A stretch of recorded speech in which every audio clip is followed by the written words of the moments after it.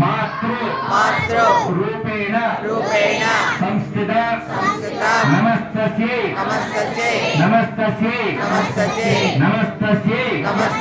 नमो नमः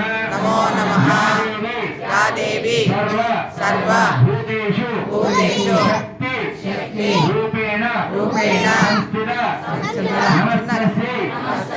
नमस्तस्यै नमो नमः गणराज्यम